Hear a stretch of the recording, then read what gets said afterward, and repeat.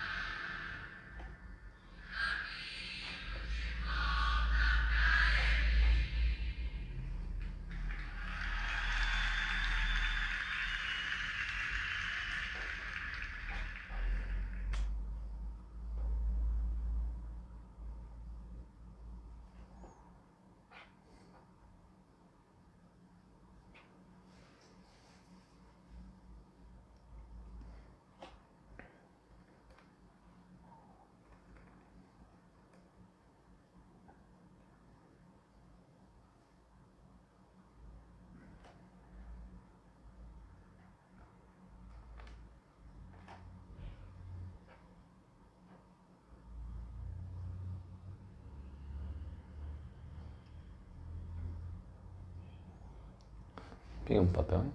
Peguei um papel, você?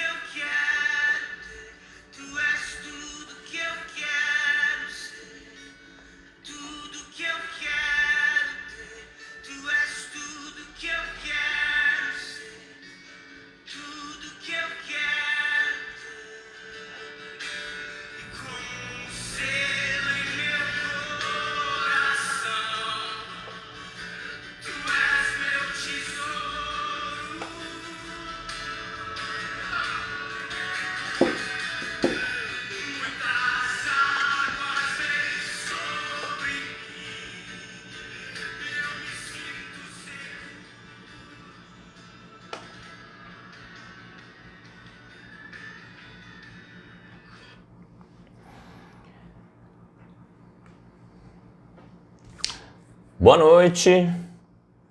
Vamos lá dar início a mais um bate-papo sobre a Bíblia Sagrada, sobre a Palavra do Senhor. Vamos colocar esse tempo diante de Deus, colocar as nossas vidas, a sua vida, a sua família diante de Deus. Vamos orar, abrir os nossos corações para que Deus tenha liberdade para falar através do Espírito Santo para as nossas vidas nessa noite. Senhor Deus, obrigado, porque nós temos o privilégio, mais uma vez, de falar sobre assunto concernente à Tua Palavra. Eu quero colocar diante da Tua presença cada vida, cada casa, cada lar, cada um que está nos ouvindo, que o Senhor possa estar visitando cada casa, trazendo a Tua paz, trazendo a Tua proteção, trazendo o Teu livramento, trazendo as bênçãos dos céus sobre cada vida, trazendo a Tua prosperidade. Deus, que o Senhor visite cada coração, que a Tua Palavra possa achar guarida em cada coração nessa noite.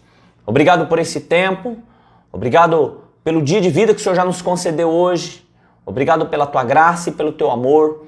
Nós queremos Te exaltar nessa noite, queremos Te bendizer e declarar que o Senhor é santo, declarar que sem o Senhor nós não somos nada, precisamos do Senhor. Que o Teu nome continue a ser glorificado através das nossas vidas, em nome de Jesus. Amém. Glória a Deus.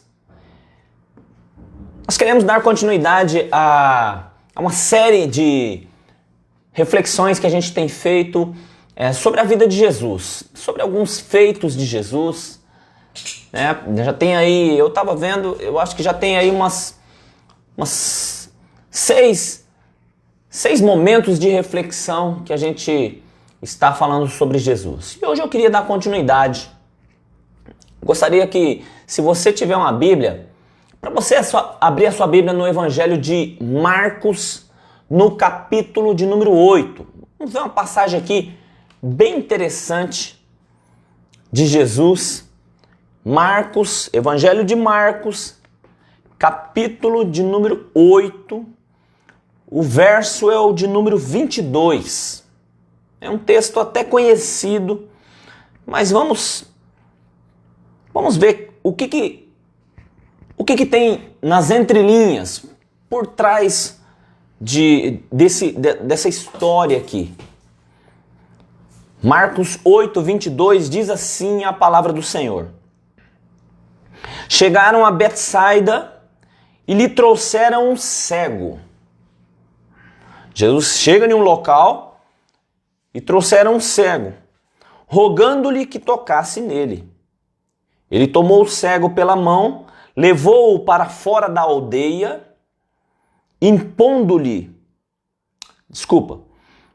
cuspindo-lhe nos olhos e impondo-lhe as mãos, perguntou: vês alguma coisa?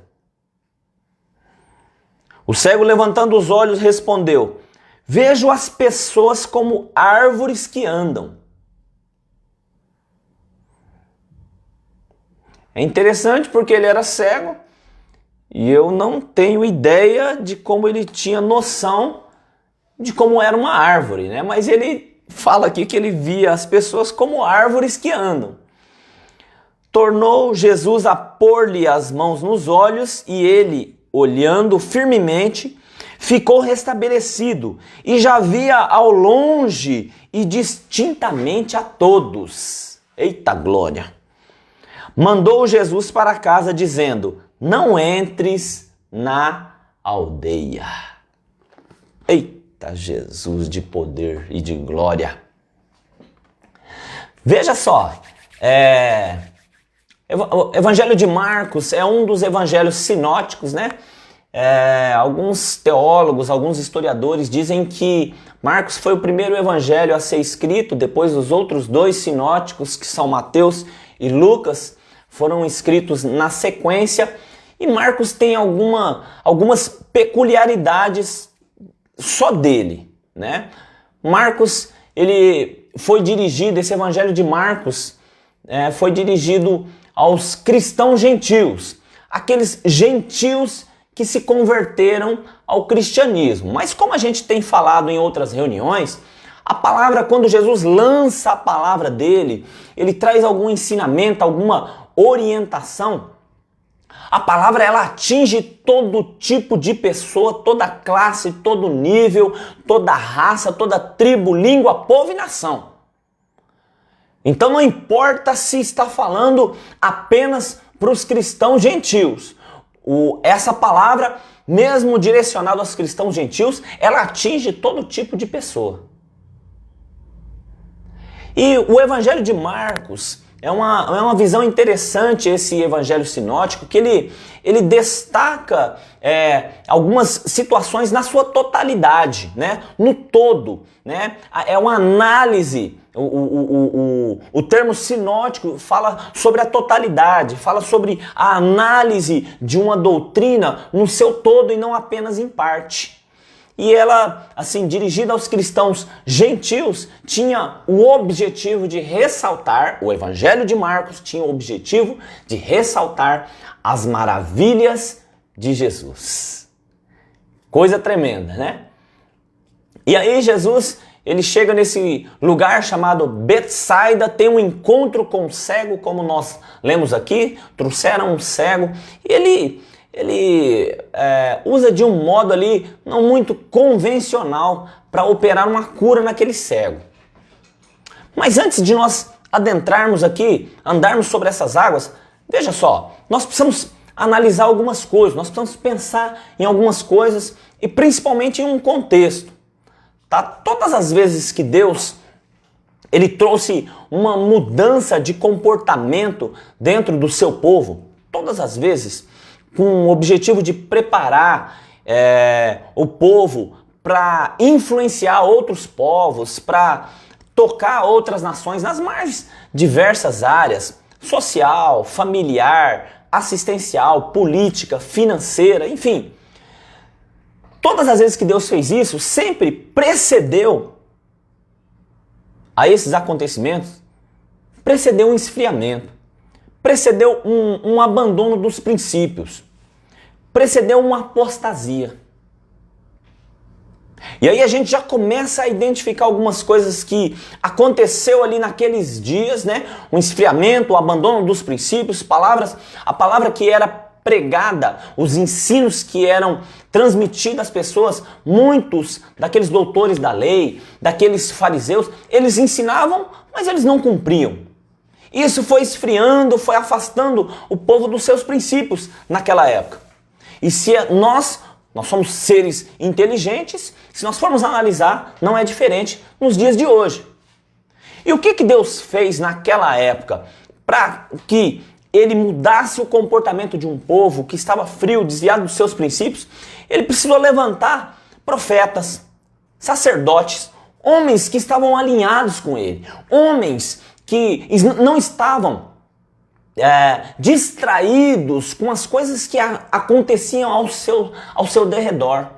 Não estavam intertidos com outras coisas, mas eles estavam alinhados com o coração de Deus, porque sabiam que para mudar o comportamento do povo, eles iam receber uma direção diretamente de Deus, para corrigir o curso, para corrigir o trilho, o caminho do povo. E a correção do caminho, a correção desse trilho é algo muito complexo, principalmente nos últimos dias. E eu te explico por quê. Nem todos entendem que estão caminhando ou agindo de forma errada. Alguns pelo orgulho, alguns porque foram ensinados a andar, a se comportar daquela forma, outros por causa do padrão familiar, aprenderam aquilo ali dentro da família. Então a gente vê que algumas pessoas não aceitam, não assumem os seus erros. E aí fica mais difícil mudar o comportamento, fica mais difícil porque muitos fecham o coração e não querem receber os ensinamentos da palavra de Deus para que andem de forma correta e dentro dos princípios da palavra. E por conta da internet hoje, o que a gente tem visto? Todo mundo tem acesso a ensinos, a orientações, a coach, a pregações, a estudos, né, a ensinamentos bíblicos e outros ensinamentos também com base em outras religiões, né? Agora todo mundo virou teólogo, todo mundo virou filósofo, todo mundo agora é entendido em vários tipos de assunto por conta da internet, porque a internet ampliou agora o contato com esses conhecimentos. Todos sabem de tudo. Inclusive, esse texto que eu acabei de ler, talvez você que está me ouvindo, talvez possa ter passado na sua cabeça. Ah, eu já ouvi esse texto, eu já ouvi vários ensinos, várias pregações a esse respeito. Mas vamos lá, vamos ver o que o pastor vai falar aí, né? Se realmente é isso mesmo que eu já ouvi, se realmente tem alguma novidade para mim. Às vezes passou pela sua cabeça. Se não passou, glória a Deus também e tamo junto. E vida que segue. Né? Mas então eu quero convidar você que está me ouvindo. Antes de eu fazer esse convite, eu vou tomar um pouco d'água e eu vou te convidar a outra coisa. A você compartilhar essa live com seus amigos. Você que está no Facebook, compartilhe aí com uns 2 ou 3 amigos. Marca aí nos comentários algum amigo seu que você entende que precisa ouvir essa palavra, além de você, é lógico. Marca aí uns 2 ou 3, compartilhe aí com umas 2 ou 3 pessoas para que mais pessoas possam ter acesso ao Evangelho. Você que está no Instagram, marca aí, bate aí no aviãozinho aí, parece uma cartinha, né? E manda aí para umas 2, 3 ou 4 pessoas aí, para que alguns amigos, para que eles possam ter acesso também ao evangelho. Enquanto eu tomo água, você faz isso.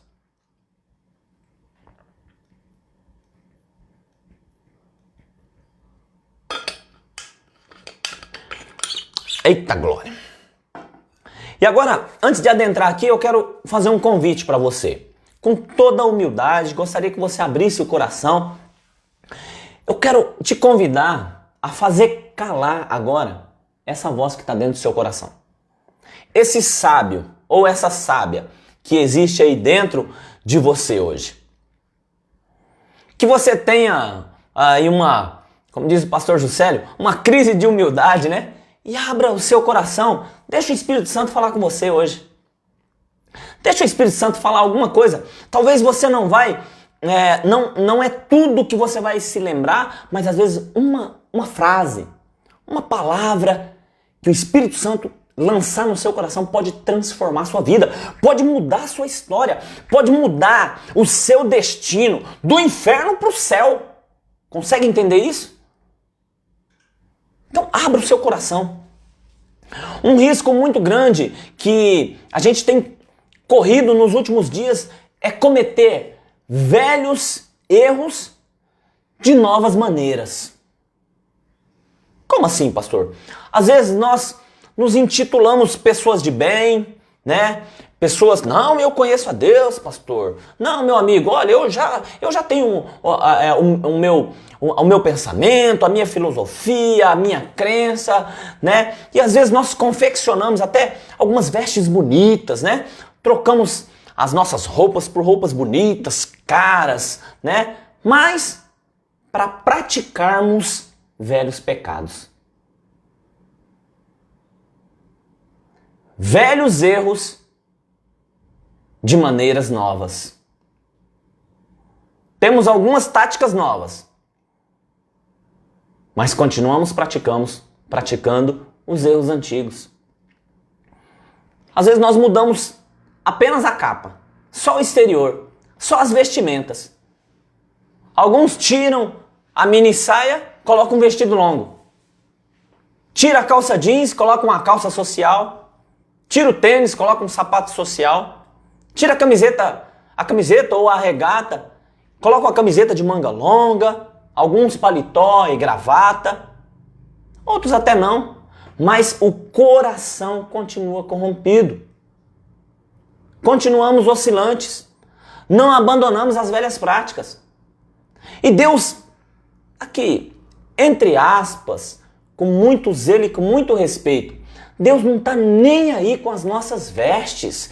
Deus não está nem aí com o nosso exterior. Eu estou colocando entre aspas, estou falando com muito zelo. Eu sei que uma boa aparência vai te trazer credibilidade perante pessoas, como diz um amigo meu recentemente, em uma seleção de candidatos a uma vaga em uma determinada empresa, eu sei que excluíram algumas pessoas ali por conta de piercing, de brinco, de tatuagem, né?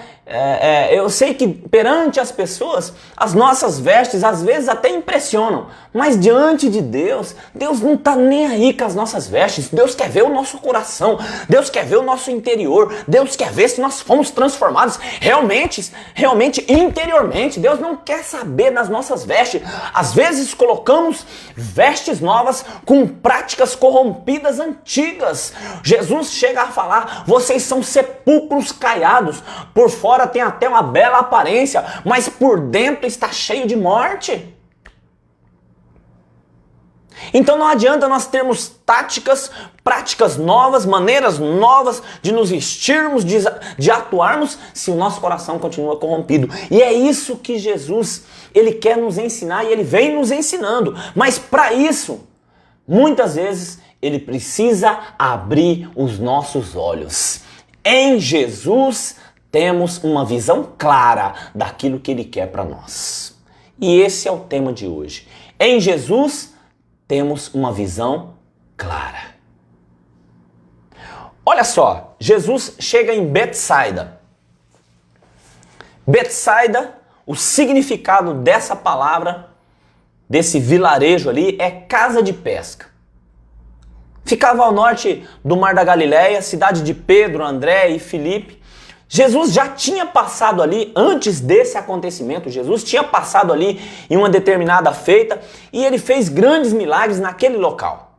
Inclusive a primeira grande multiplicação dos pães e dos peixes, que está narrado lá em Lucas, no capítulo 9, e também em Mateus, foi feita ali naquele local, em Betsaida.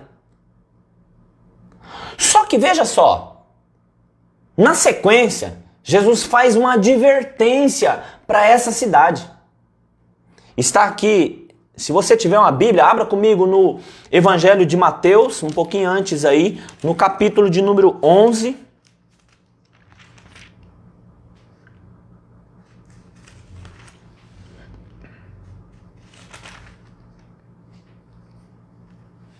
Capítulo de número 11, verso 21 diz assim: olha a advertência de Jesus a essa cidade. Ai de ti, Corazim, ai de ti, Betsaida.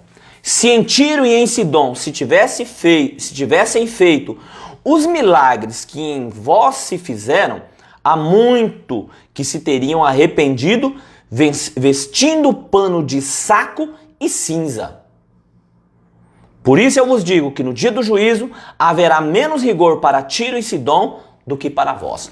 O que aconteceu aqui? Por que Jesus está falando isso? Veja só, Jesus passa novamente em Betsaida. Antes ele tinha passado lá, fez milagres extraordinários, multiplicou pães e peixes, mas o povo, apesar de ver esses milagres extraordinários, essas maravilhas de Jesus, eles não se arrependeram, eles não voltaram o seu coração para Jesus.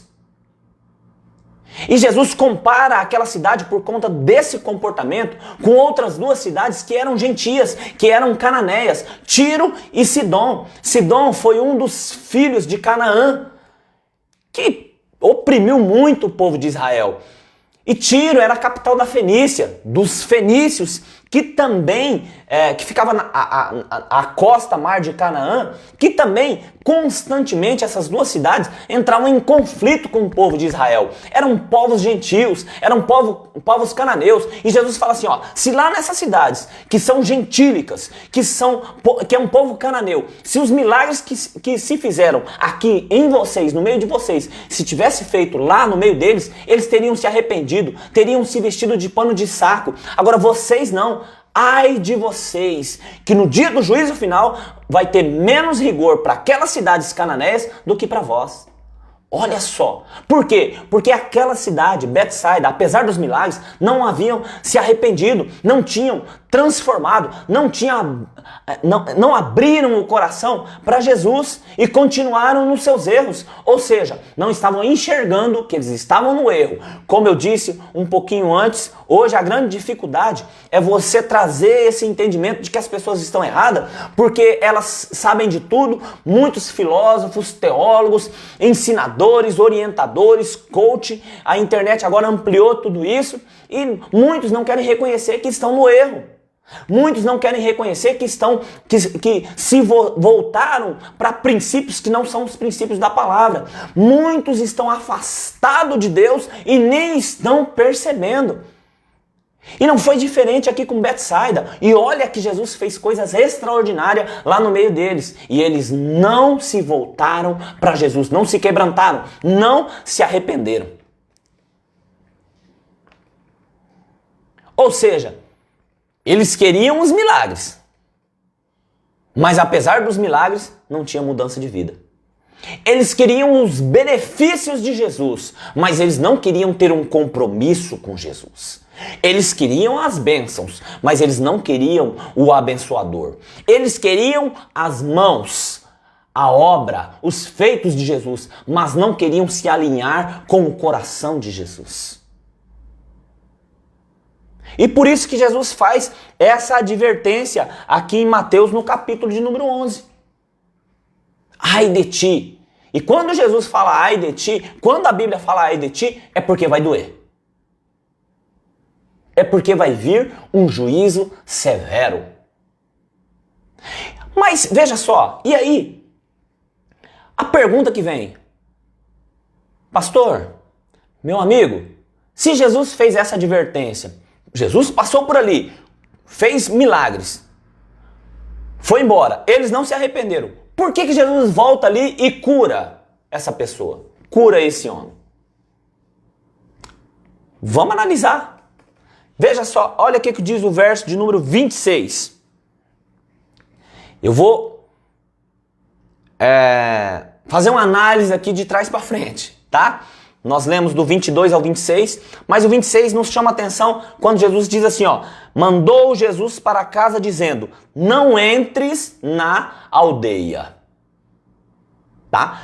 E aí, olhando um pouquinho antes, no 23, olha o que Jesus fez também. Esses dois versos me chamam a atenção. Ele tomou o cego pela mão, levou-o para fora da aldeia. E aqui já tem um pouco do segredo do porquê que Jesus curou aquele homem. Ele estava passando ali, talvez Jesus não ia fazer nada. Mas como lhe trouxeram um cego, e Jesus nunca despedia as pessoas que se achegavam a ele para receber algo, nunca elas saíam de mãos vazias, Jesus atendeu ao pedido daquelas pessoas que trouxeram o cego. Mas ele pega aquele cego e leva para fora da aldeia. Por quê? Porque a incredulidade, a falta de fé, a falta de compromisso, o coração daquele povo que não estava alinhado com Jesus, muitas vezes impedem a realização do milagre. Pastor, mas Deus não é poderoso? Jesus não tinha todo o poder? Tinha, mas Jesus não quer usar do autoritarismo dele. Ele quer despertar em nós a nossa fé. Todas as vezes que Jesus operou um milagre, ele olhou para as pessoas e disse, grande é a tua fé. Vai, a tua fé te curou. Ei, eu estou observando a tua fé. É isso que chama a atenção de Jesus. Em um lugar onde não tem fé, dificilmente vai ser operado o milagre de Jesus. Dificilmente serão operadas as maravilhas de Jesus. Então o que Jesus faz? Tira aquele cego do meio de pessoas incrédulas, do meio de pessoas que não estavam acreditando que Jesus poderia fazer algo. Você consegue entender isso? E Jesus não estava menosprezando ninguém, porque antes ele havia passado lá e feito maravilhas, mas o povo não se deixou ser transformado, o povo não se arrependeu, o povo continuou nas suas práticas pecaminosas, afastados dos princípios da palavra. E Jesus, veja só, por mais que ele seja o Cordeiro de Deus que tira o pecado do mundo, por mais que Jesus esteja de braços abertos, veja só, existe um atributo de Jesus que se chama justiça.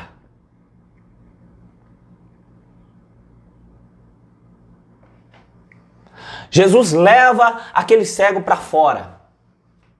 Em algumas vezes, nós vamos precisar nos afastar de algumas pessoas, porque às vezes o pensamento delas, a influência delas nas nossas vidas estão atrapalhando as nossas vidas de alcançar aquilo que Deus tem para nós. Não é difícil nós entendermos isso. Eu falava semana passada que, por exemplo, quando você vai ajudar um dependente químico, você vai ajudar aquela pessoa, você pode levar ela para uma clínica, uma casa de recuperação, mas quando ela retornar, o que vai precisar ser feito? Tirar ela do meio dos viciados, dos dependentes, porque senão ela não vai conseguir. Porque os pensamentos daqueles que estão ali são pensamentos voltados ao consumo da droga. E essa pessoa, ela precisa sair dali. Ela não pode mais ser influenciada por aquelas pessoas. E ela não é que ela vai menosprezar, é que ela vai olhar para dentro de si, ela vai olhar para a sua vida e vai falar, eu preciso ser liberto. E ela vai precisar se afastar. Jesus afastou esse cego de uma aldeia que não queria compromisso com Jesus. Eles queriam os benefícios de Jesus, não queriam se arrepender, não queriam ser transformados, não queriam mudança de vida, queria continuar nos seus erros e pecados. E Jesus não vai compartilhar dos nossos pecados, meu querido. Jesus te cura, Jesus te liberta, Jesus te transforma, mas ele aguarda um comportamento seu, um posicionamento voltado à santidade, voltado aos princípios da palavra. Ele não vai simplesmente com dó, com pena de mim e de você permitir que nós continuemos no pecado e ainda assim ele nos abraça, ele nos cura. Jesus, ele veio para nos salvar, ele veio para derramar o sangue dele por nós, mas ele já fez isso de uma vez por todas. Ele já mostrou o amor dele. A próxima vez que Jesus pisar nessa terra será como juiz, não mais como um cordeiro, não mais como alguém que vai derramar o sangue pelo meu e pelo seu pecado. Ele já fez isso. E agora o que ele espera de nós? Um posicionamento, um comportamento alinhado com a palavra dele. Por isso Jesus tirou esse cego da aldeia. Jesus cumpriria a sua palavra e nenhum outro milagre seria feito ali naquele local, com as pessoas daquele povoado. E aquele homem, mas veja só, aquele homem não poderia voltar para o lugar de onde ele saiu, um lugar onde não havia arrependimento, mesmo diante das evidências. Jesus falou assim, ó, não volte, não entres na aldeia após a cura dele. Não era para voltar para aquele lugar onde não tinha arrependimento, não tinha transformação de vida, onde as pessoas não queriam ter um posicionamento diante de Deus. Ó, não volta para lá, vai para sua casa. Muitas vezes, depois de Jesus fazer algumas coisas extraordinárias nas nossas vidas, nós vamos precisar ter um posicionamento e nos afastar de determinados ambientes, de determinadas pessoas, de determinados lugares que, infelizmente, nos influenciam para nós continuarmos afastados de Deus. Nós vamos ter que sair desses lugares.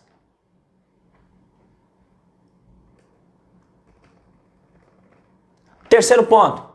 Foi tão forte, teve tanto peso essa palavra de Jesus, que se nós analisarmos é o único episódio de todos narrados nos 4 evangelhos em que retrata Jesus lidando com a mesma pessoa por 2 vezes. Você não vai ver em outro local.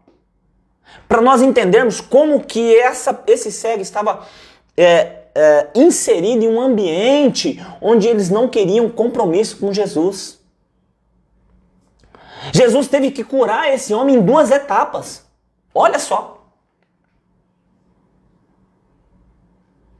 Jesus parece relutante ali em dar a Betsaida mais provas da visitação de Deus. Ai de ti, Betsaida, eu fiz tantas coisas aí, mas vocês não se arrependem. Mas aí Jesus volta mais uma vez, visita mais uma vez aquele local. A sentença, ela já tinha sido pronunciada. E era como se a porta tivesse sido fechada. E por isso que a cura foi feita em 2 etapas. A primeira etapa, apenas a restauração da função dos olhos. E um jeito bem diferente, nada convencional, né? O texto diz que Jesus, cuspindo-lhe nos olhos. Pensa bem. Pensa bem se Jesus chega para você, vai fazer uma cura em alguma e ele cospe em você. Qual seria a sua reação? O que Jesus queria despertar ali? Não no cego, porque o cego ele estava ali esperando a cura. Talvez ele tenha sentido o cuspe, mas ele não viu a atitude de Jesus quando Jesus chegou perto dele. Mas tinha algumas pessoas ali olhando. O que Jesus quis despertar? Talvez Jesus tenha trabalhado no orgulho daquelas pessoas. Talvez Jesus tenha feito despertar a humildade daquelas pessoas. E veja bem, cuspir no rosto de alguém era um ato de humilhação, de vergonha. E Jesus faz isso. É lógico que Jesus não quis ali menosprezo, constrangimento, envergonhar ninguém. Jesus estava ensinando as pessoas daquele local a descerem do seu pedestal, a tirarem a sua capa de orgulho, de arrogância, de prepotência e terem uma atitude de humildade diante dele e se convertessem dos seus maus caminhos, se arrependessem. Era isso que Jesus queria despertar naquelas pessoas. O cego não viu, ele só sentiu. E nessa primeira etapa, ele restaura a função dos olhos. Na segunda etapa, Jesus restaura a ação no cérebro, que dá a percepção mental daquilo que os globos oculares captam. Primeiro os olhos, e depois algo muito mais profundo. Às vezes a cura de Jesus nas nossas vidas vai precisar ser em duas etapas. Primeiro, ele vai mudar o nosso comportamento. Depois ele vai mudar algo dentro dos nossos corações para que o nosso comportamento seja mudado, transformado de uma forma muito natural. Às vezes nós mudamos o nosso comportamento, mas o nosso coração continua o mesmo. Como eu disse aqui no início, cometemos velhos erros, mas de maneiras novas. Por quê? Porque o nosso interior não está mudado. E às vezes Jesus vai trabalhar em duas etapas nas nossas vidas. Ele vai mudar o nosso comportamento, mas em uma segunda etapa ele vai mudar o nosso interior. Talvez Jesus precise mudar, curar você em determinadas áreas da sua vida em duas etapas. Primeiro o exterior e depois o interior. Eu não sei. Você sabe quais são as suas mazelas, quais são as suas dificuldades, quais são as suas, entre aspas, fraquezas. Numa palavra bíblica, quais são os seus pecados. Você sabe. Enquanto eu tomo um pouco d'água, você compartilha aí essa live com 2 ou 3 amigos aí. Compartilha aí. Manda, você que está no Instagram, manda aí um aviãozinho aí para algumas pessoas, para que elas possam ser edificadas também.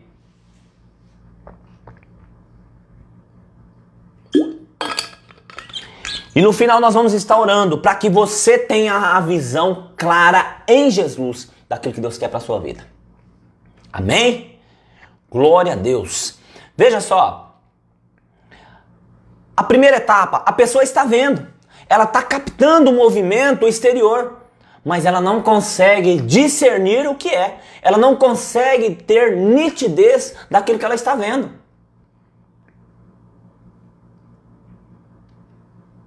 E a pergunta que paira é essa, veja, Jesus já fez tantas coisas por nós, já tocou em nossas vidas com milagres extraordinários em várias áreas, já fez coisas impactantes na minha e na sua vida.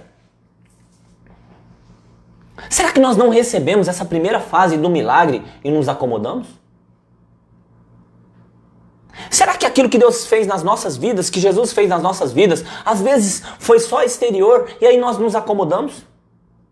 Ao invés de termos uma transformação de vida, de nos arrependermos das nossas obras pecaminosas, nós nos acomodamos com as gotículas, com as migalhas daquilo que Deus tem para nós. E agora, veja só, olha como que é importante. E agora muitas vezes você pede algumas coisas para Jesus e não obtém resposta e não sabe por quê. Porque Jesus esperava de mim e de você um arrependimento genuíno após o primeiro milagre que ele fez.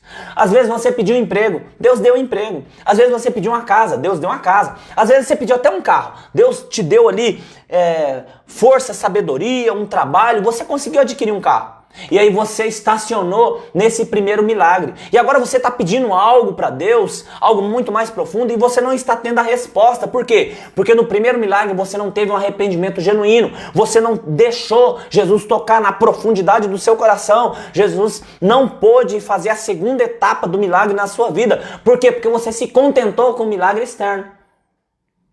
Consegue entender isso que eu estou falando?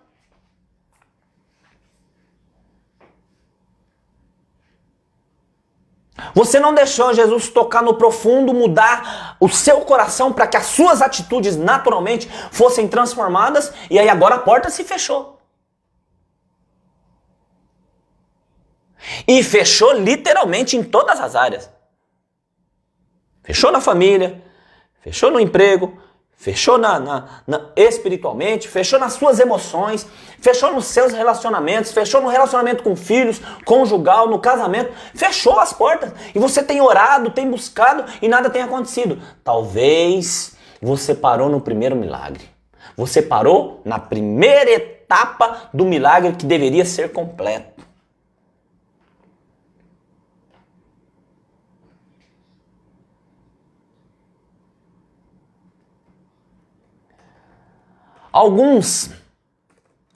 Até alguns que estão nos ouvindo, foram tocados por Jesus numa singularidade toda especial, numa individualidade, em algo que só você sabia, em algo que só você sabia que existia no seu coração, algo que só você tinha noção que tinha na sua vida. Às vezes, Jesus tocou nesse local.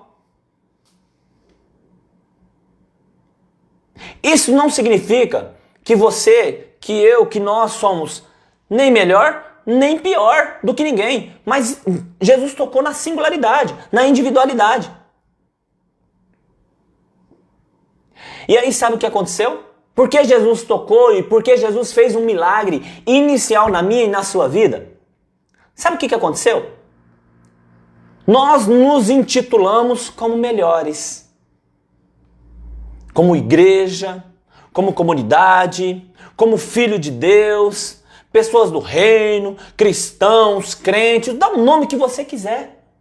Não, agora eu sou discípulo de Jesus, eu não vou numa igreja, mas eu sou filho de Deus e tal. Às vezes Jesus iniciou um milagre, Jesus começou um milagre na sua vida, e por conta desse início do milagre, de Deus ter tocado numa individualidade, em algo muito peculiar seu, e ter te abençoado, sim, talvez você deixou isso se sobrepor às suas expectativas, e isso tomou a sua mente, o seu coração. Jesus, quando toca aquele cego, a Bíblia diz que ele tira ele da aldeia e o toca, mas não perguntou se ele estava enxergando. Jesus afirmou: o que você está vendo? Porque Jesus sabia que ele já estava vendo. Jesus não perguntou: agora você está enxergando? Não, Jesus sabia que ele já estava vendo. Jesus perguntou: o que você está vendo? Porque todas as vezes que Jesus toca em mim e em você, com certeza alguma coisa vai acontecer. Agora olha o detalhe. Jesus tocou naquele cego. Às vezes Jesus tocou na sua vida e algo aconteceu. E porque algo aconteceu inicialmente, nós já nos orgulhamos. Nós já mudamos o nosso comportamento e muitas vezes nos colocamos até superiores do que outras pessoas. Às vezes Deus te deu um emprego. E sabe qual que foi o seu emprego? Chefe do estacionamento da empresa. E te deram até um crachá.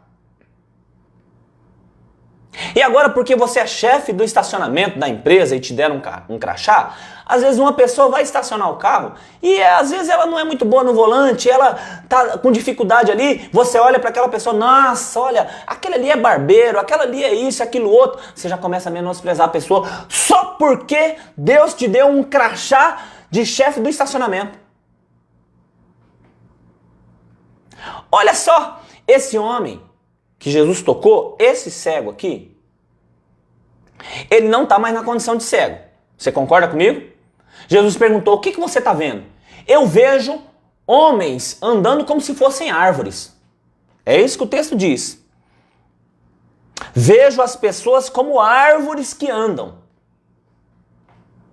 Na essência, o texto fala isso.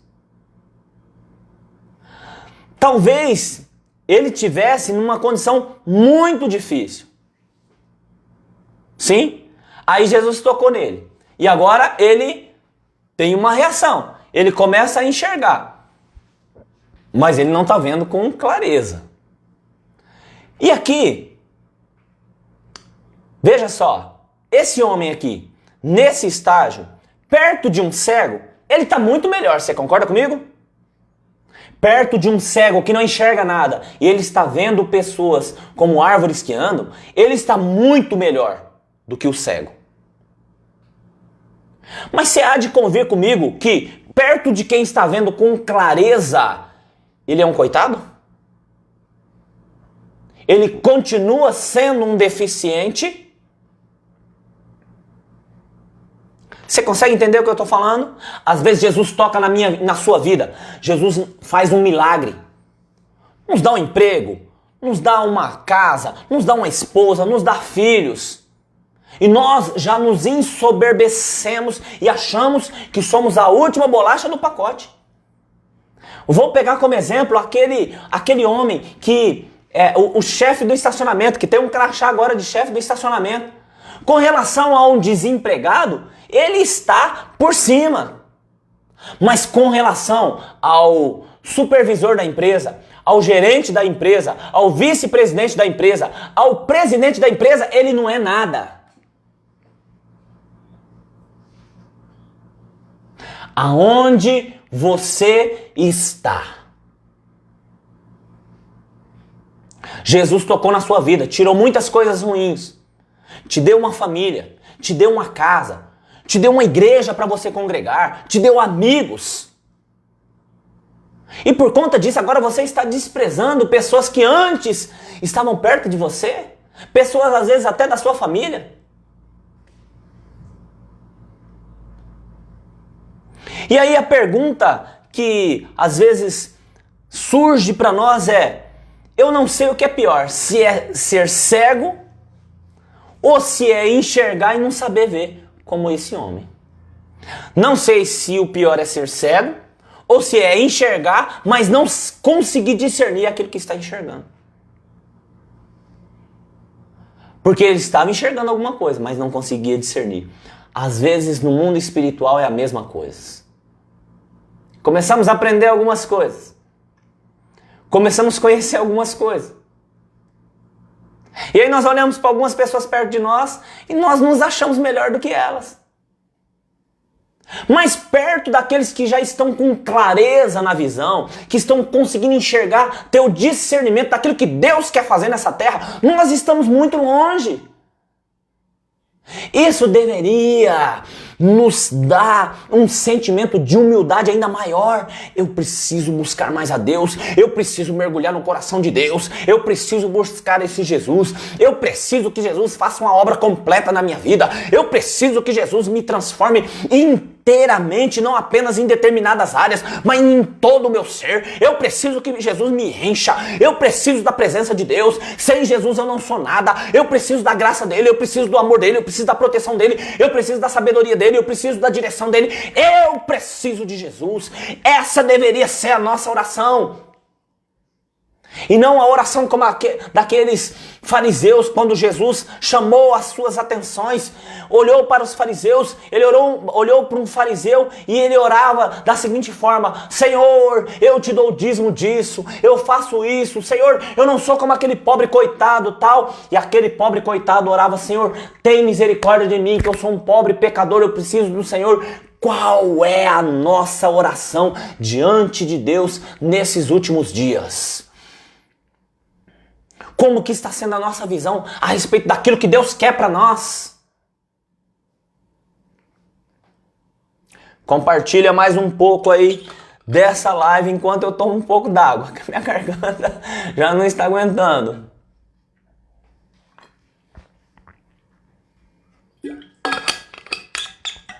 Eita, glória a Deus, Zé Jovino. Deus é bom.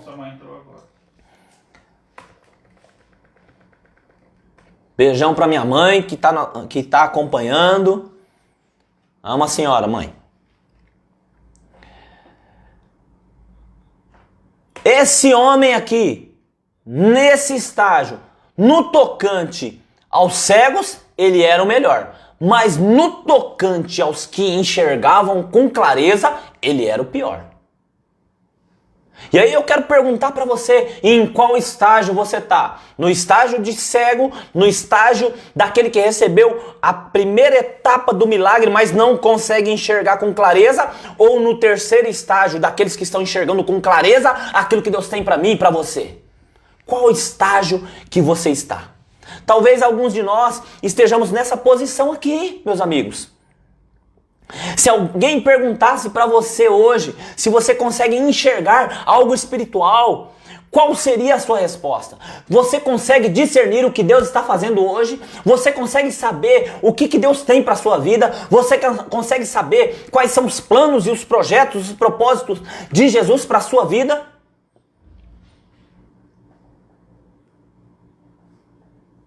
E às vezes algumas pessoas até falam, não, eu não sou mais cego. Cego é quem é religioso, é quem é fanático, é o bitolado, é aquele que está nos vícios, mergulhado no pecado. Aqueles sim são cegos.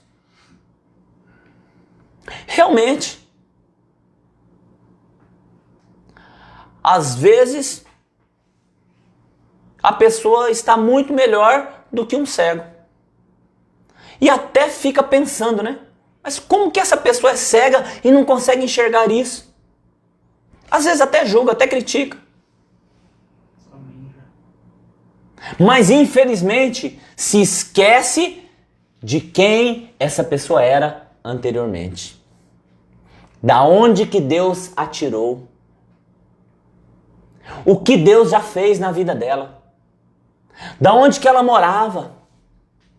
Quais eram os comportamentos dela, os vícios, as práticas. Se esquece de onde Deus a tirou.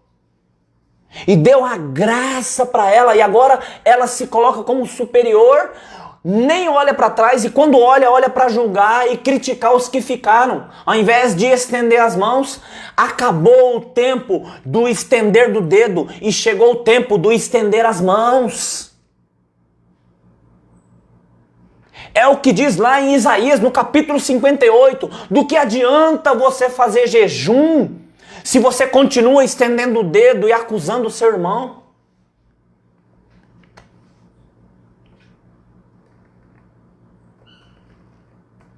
E muitas vezes nós, os cristãos, se tiver que falar mal, vou falar de mim, parece que nós queremos matar quem está na religiosidade. E nos julgamos melhores e falamos que não estamos mais lá. Talvez nós não somos mais cegos nesse sentido, mas eu pergunto, o que estamos vendo? Estamos vendo com clareza? Temos uma visão clara? O que você está construindo? Você está construindo coisas ou você está construindo na vida de pessoas? Herança você deixa para pessoas, legado você deixa nas pessoas. Quantas pessoas estão interessadas no que você está construindo? Quantas pessoas estão sendo impactadas, tocadas pelo seu comportamento, pela sua atitude? Pela minha atitude, pelo meu comportamento? Quantas pessoas estão sendo transformadas por conta de ver em nós alguém que pode ajudá-las porque também estava naquela miséria e foi transformado por Jesus? Quantos de nós? Por que Jesus vai fazer algumas coisas em nós? Primeiro ele faz em nós, para depois ele fazer através de nós. É isso que Jesus quer. Ele quer transformar o teu coração, ele quer mudar a sua vida, ele quer fazer um milagre na sua vida, numa primeira, segunda, terceira etapa, não importa quantas etapas, mas ele quer fazer, porque depois ele vai fazer através de você. Ele vai te tirar do pecado para depois você ajudar pessoas a sair do pecado. Ele vai tirar você dos vícios para depois usar você como instrumento para tirar pessoas do vício. Ele vai tirar você da pornografia, do adultério, da mentira, para depois trabalhar através da sua vida para tirar pessoas desses lugares. É isso que Jesus quer fazer. É isso que Jesus faz. Eita glória!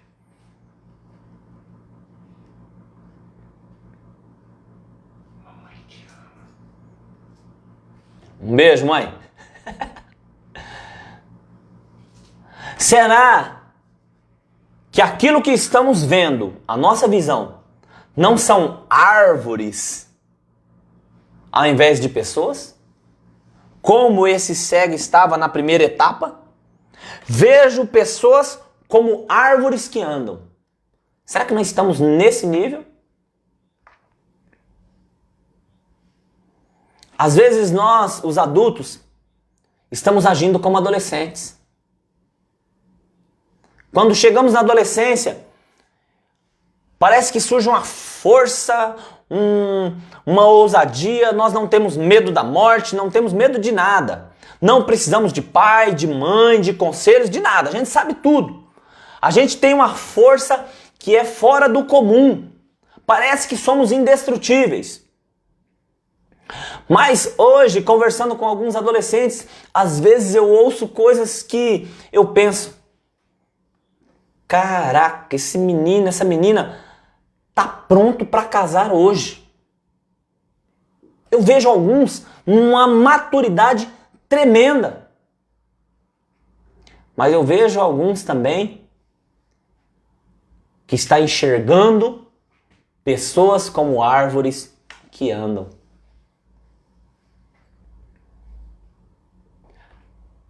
E às vezes eu vejo adultos que estão tendo comportamento de adolescentes, enxergando as pessoas como árvores que andam. Ou seja, não foi restaurado totalmente na sua cegueira espiritual. Ainda precisa que Jesus toque de uma forma mais profunda, como ele fez com esse cego aqui. No versículo de número 25 diz: tornou Jesus a pôr-lhe as mãos nos olhos, e ele, olhando firmemente, ficou restabelecido, e já via ao longe e distintamente a todos. Uma cura completa, uma restauração completa, uma transformação completa. É isso que Jesus quer fazer. Ele já quer. A pergunta é: você quer? Eu quero? Nós queremos isso para as nossas vidas?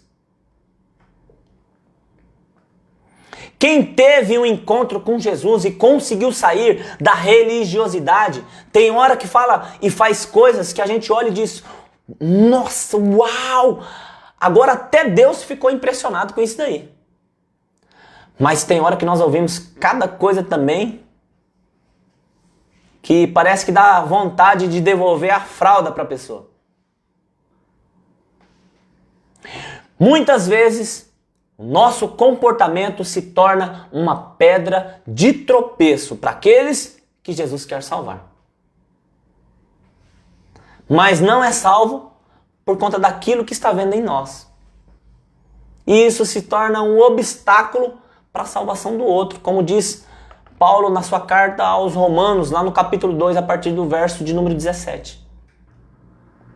O nome de Jesus é envergonhado entre os gentios por vossa causa. Em que estágio você está? Em que estágio você se encontra? No estágio de cego? No estágio do primeiro toque de Jesus, que começou a fazer um milagre, mas você fechou o coração e não se arrependeu, como esses de Betsaida? Não quer transformação, não quer compromisso? Ou você já está no terceiro estágio, onde Jesus te curou completamente, agora você consegue ver de uma forma muito clara e agora você pode ajudar outras pessoas, outros cegos, agora a se achegarem em Jesus e serem também curados da sua cegueira. Em que estágio você se encontra? Pense nisso. Em Jesus temos a visão clara. Só em Jesus. Em mais nenhum outro. Só em Jesus temos a visão clara. Jesus quer abrir os seus olhos, quer te curar completamente, porque tem pessoas perto de você que precisam de Jesus. E Ele não vai usar outro, Ele vai usar você. Ele vai usar a sua vida para alcançar aqueles que ainda estão na escuridão, aqueles que precisam ter os olhos abertos. Se disponha, coloque-se debaixo da mão poderosa de Deus e Ele, ao seu tempo, vai te exaltar. Ele vai te usar como instrumento vivo para alcançar vida. Apenas se disponha. Se disponha. Esteja à disposição. Hoje eu estava vendo os meus amigos pastor Renato, evangelista César, um abraço para o pastor Renato, um abraço para o evangelista César, um abraço para o evangelista Moisés. Hoje eles pegaram aquela bicicleta do pastor Renato, que tem uma caixa de som, pegaram o microfone, estava lá no relojão, pregando a palavra de Deus. Eles estão à disposição. Ah, mas aquele rapaz é isso, aquele outro é aquilo. Ei, eles se dispuseram. Foram lá no calçadão e pregaram a palavra com ousadia, com autoridade. Estão propagando o evangelho. Ah, mas olha, eles fazem isso, fazem aquilo. Ei, você tem coragem de fazer o que eles estão fazendo? Ontem, o pastor Renato foi lá do lado da cadeia, naquela rua do lado da cadeia, pregar o evangelho para aqueles que estão presos lá, aqueles que estão encarcerados, aqueles que foram esquecidos pela sociedade. Eles foram lá pregar a palavra lá. Se disponha, que Deus com certeza vai te usar, que Deus com certeza vai te usar como instrumento para alcançar outras vidas. Um abraço para o pastor Renato, um abraço para o César e um abraço para o Moisés. Deus abençoe o ministério, esse ministério extraordinário de vocês. Continue assim, continue. Nós estamos orando por vocês. Deus abençoe sua vida. Obrigado por você ter aberto a sua casa, o seu lar, para que a palavra do Senhor pudesse entrar e trazer paz, trazer um direcionamento. Que Deus te abençoe. Amém? Nós vamos orar por algumas pessoas aqui. A irmã Valquíria Chagas pede oração pela sua família. Vamos orar pela irmã Valquíria, família. O Flavinho, meu amigo, pede oração pela sua vida. O Flavinho está lá em Rio Preto. Oração pelas autoridades da cidade, prefeito, vereadores, juiz, delegado, secretários, o comércio da cidade, pelos médicos, enfermeiros, funcionários do hospital, bombeiros, policiais. Vamos orar por eles. Minha prima Lucineide pede oração pela sua vida e todos da família. Vamos orar, Lu. Um beijão, um abraço por todos aí de São Paulo, lá do Pernambuco. Maria das Graças Coelho, minha prima também. Essa daqui tá lá no Pernambuco. Pede oração por toda a sua família. Vamos orar, Graci. A irmã Aparecida pede oração pela vida do Valdeir e do Elton. Vamos orar pelo Valdeir, pelo Elton. Quero orar também pelo meu amigo Anderson. Está lá em Hortolândia.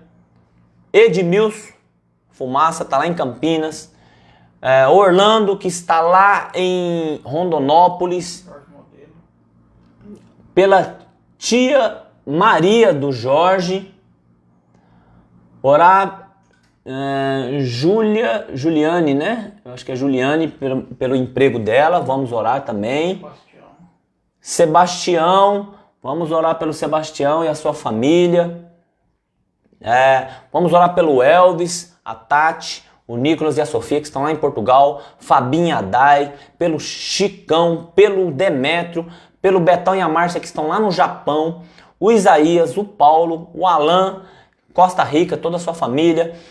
O Flávio e a Fernanda, que estão lá na Austrália. Aguinaldo Lopes, orar por ele. Orar pelo meu amigo Aguinaldo Lopes. Vamos orar pela vida dele. Fátima Anastácio, pastor, ora pela minha família e para mim, amém. Família da Fátima? Anastácio. Fátima Anastácio, vamos orar também.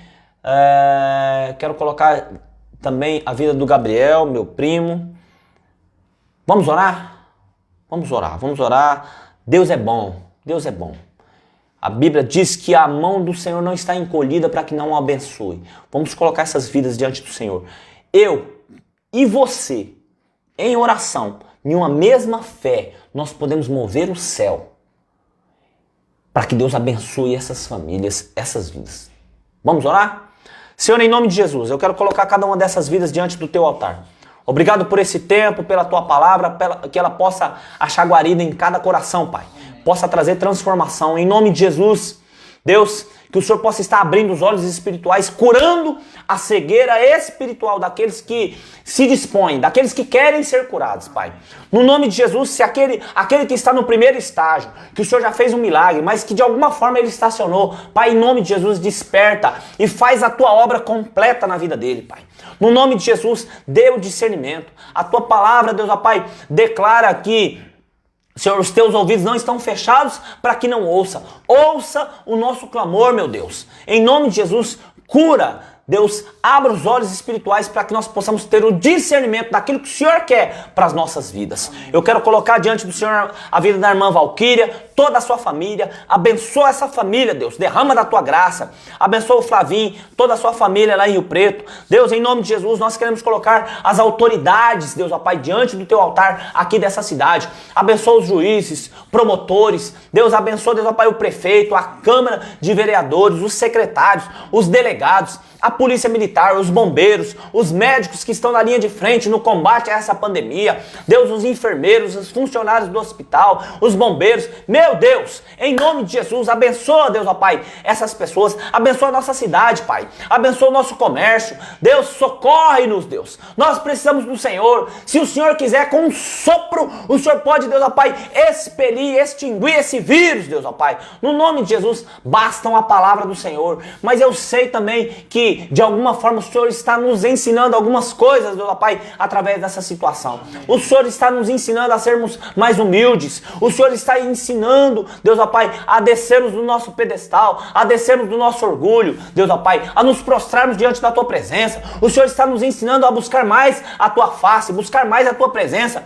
não interessados, Deus, ó Pai, em algum milagre, em alguma cura, mas, Deus, apenas e tão somente para termos um relacionamento com o Senhor. Deus, abençoa a vida da Lucineide, toda a sua família, abençoa a vida da Graci, abençoa o meu tio João, abençoa, Deus, ó Pai, a esposa dele, abençoa, Deus, ó Pai, os meus primos lá do Pernambuco, abençoa, Deus, ó Pai, a irmã Aparecida, abençoa o Elton, o Valdeir, abençoa o Edmilson, abençoa o Orlando, abençoa o Anderson, abençoa o Beto, a Márcia, o Elvis e a sua família. Ei, Deus, abençoa, Deus, ó Pai, em nome de Jesus. Abençoa, Deus, ó Pai, a vida da Fátima, a vida do Aguinaldo. Deus, abençoa, Deus, ó Pai, em nome de Jesus, a vida, Deus, ó Pai, da tia do Jorge. Oh, meu Pai, em nome de Jesus, coloca a Tua mão sobre essas vidas, esses pedidos de oração, Pai. Eu não conheço essas vidas, mas o Senhor sabe. O Senhor sabe de cada dificuldade. O Senhor sabe, Deus, ó Pai, de cada necessidade. O Senhor sabe. Cura, opera o Teu milagre. Jesus, como o Senhor curou esse cego, Deus, ó Pai, cura as vidas, Pai, em nome de Jesus. Abençoa, Deus, ó Pai. Obrigado pela vida do Guilherme, do Zé, que estão aqui conosco, Pai. Derrama da Tua graça sobre a vida deles. Abençoa o Zé, Pai, em nome de Jesus. Eu coloco a vida do Zé diante da Tua presença. E eu clamo ao Senhor que o Senhor esteja tocando na vida dele, que esteja tocando na família dele. Que essa semana, Deus, ó Pai, ele tenha notícias dos céus para a vida dele, Pai. Eu libero sobre a vida do Zé a bênção do Senhor. E toda porta que está fechada, eu digo, abra agora em nome de Jesus, na autoridade do nome do Senhor Jesus. E que o Teu nome seja glorificado na vida do Teu filho, Pai. Obrigado por esse tempo. Obrigado pela Tua graça. Deus, que a mão poderosa do Senhor esteja sobre a minha família, a minha esposa, a Fabiana, o meu filho. Enche-os com a Tua graça. Cuida deles, Pai. Guarda-os. Guarda-nos, Pai, e que o Teu nome continue a ser glorificado através das nossas vidas. Abençoa o meu amigo Nilton, aqui da padaria. Cuida dele, cuida do comércio dele, cuida da vida dele, cuida da família dele, Pai. Em nome de Jesus, obrigado pelo Teu amor, pela Tua graça, pela Tua paz. Obrigado, eu Te louvo e Te agradeço em nome do Teu Filho amado Jesus. Aleluia, glória a Deus. Eita glória. Mais uma vez, uma caneca do nosso ministério, Biamém Seja Homem. 1 Coríntios 13, 11. Quando eu era menino, falava como menino, me comportava como menino. Quando deixei de ser menino e passei a ser homem, deixei das coisas de menino. E agora eu tenho um comportamento de homem. Seja homem. Olha o bigodão. Essa caneca é extraordinária. A caneca foi feita para você, meu irmão, meu amigo. Você tomar um chá, tomar um leite. Olha só, você vai estar abençoando o nosso ministério. Glória a Deus. Estamos ali nas últimas canecas, hein? Aproveita e pede a sua o mais rápido possível. Deus abençoe. Até segunda-feira. Se assim Deus o permitir, Ele vai permitir que você tenha uma ótima semana em nome de Jesus. Um abraço.